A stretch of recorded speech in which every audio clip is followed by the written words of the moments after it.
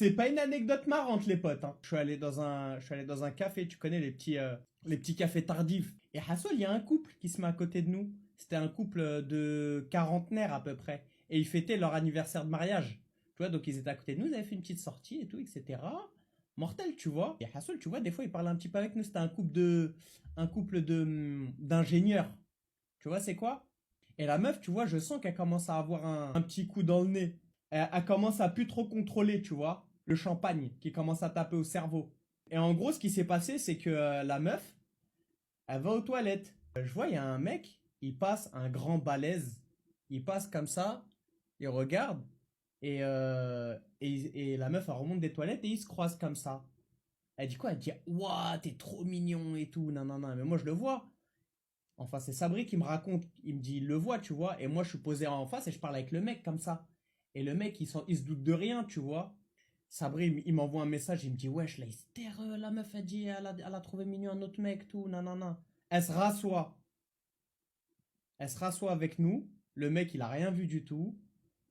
Le mec, il passe comme ça, il repasse derrière elle. Il lui met une petite tape sur l'épaule comme ça. Elle le regarde, elle rigole. Le mec, il passe. Et le mec, tu vois, c'est quoi le genre d'ingénieur intimidé vite et vite? Il regarde le mec comme ça, il fait un sourire gêné, genre en mode. La meuf, elle fait quoi? Elle va aux toilettes. Le mec, il repasse, il voit rien du tout. Le mec, il était avec la meuf aux toilettes pendant peut-être, allez, 30 minutes, frère. Et le mec, je le voyais, il parle avec moi, mais il me regarde, il me dit ouais et tout. Putain, attends, ça commence à faire un petit peu de temps là. Ça commence à faire un petit peu de temps et tout. Je lui dis frérot, je sais pas, elle est parvenue, frère. Peut-être elle se sentait mal, peut-être elle a vomi et tout. Tu devrais peut-être y aller, tu vois. Genre, va regarder, tu vois. Et le mec, il regarde comme ça. Et Sabri, il avait pas sa langue dans sa poche. Sabri, il lui a dit quoi? Il lui a dit, eh Zinc, t'as vu moi? Il y a pas de. Eh frère, je l'ai vu tout à l'heure, elle a dit, il était mignon à un mec.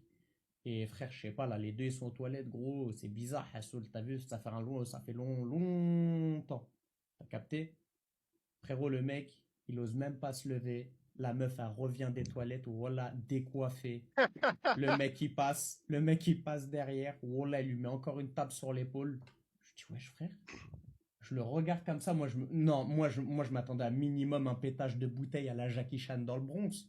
Tu vois? Prends tout ce que t'as dans la main. Prends tout ce que t'as sous la main. Je veux même pas de preuves. Je veux même pas de preuves.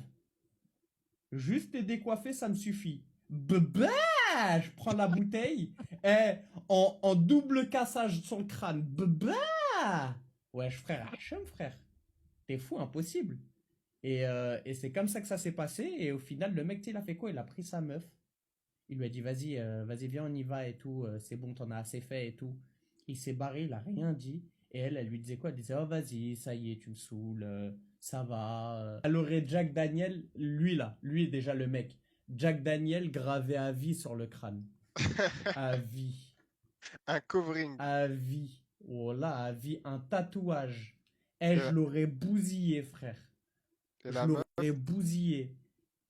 Vas-y, la meuf, j'aurais pas fini au head, j'aurais rien fait, frère. J'aurais juste divorcé, cousin. Petit box avec le mec, hein, et je me fais un petit RP dans la peau, dans la peau d'un mafieux, hein, qui torture son ennemi juré. Petit RP de armée d'un mafieux. coupe-cigare. Ouais, armé d'un coupe-cigare et je lui coupe toutes les phalanges. Je commence Baba!